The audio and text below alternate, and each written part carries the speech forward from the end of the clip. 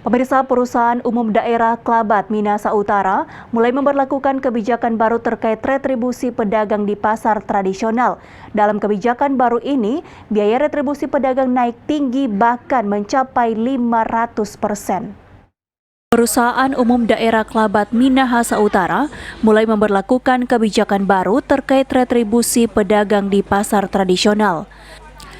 Dalam kebijakan baru ini, biaya retribusi pedagang naik tinggi, bahkan mencapai 500% seperti yang dialami seorang pedagang yang sudah hampir 20 tahun berjualan, mengaku dari harga lama Rp25.000 per hari, naik 300% menjadi Rp100.000 per hari pasar.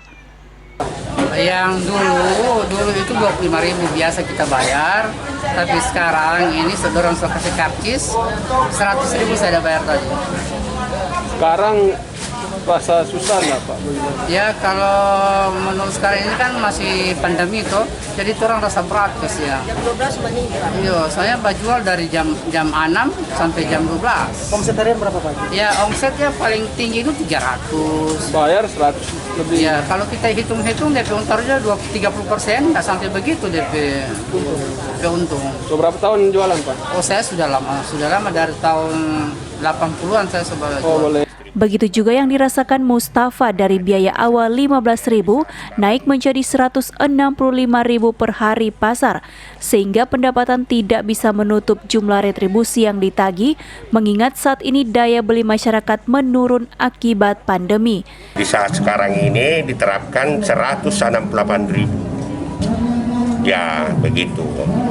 Jadi saya minta kebijakan itu dari pemerintah bagaimana bisa. Nah, sebab di saat sekarang ini kan pandemi ini Pak. Bapak lihat sendiri ini orang ada nggak di ruangan. Ya. Jadi kebijakan ini sangat memberatkan Pak? Memang sangat berat, bukan berat, memang sangat berat. Sangat berat. Kalau dibandingkan dengan omset penjualan Pak bagaimana? Omset penjualan? Iya. Menurut 90% menurun. Pedagang pun berharap pihak PUD Klabat dapat merevisi kembali harga biaya retribusi yang sangat tinggi ini, apalagi saat ini masih dalam keadaan COVID-19 yang sangat berdampak bagi penjualan di pasar tradisional.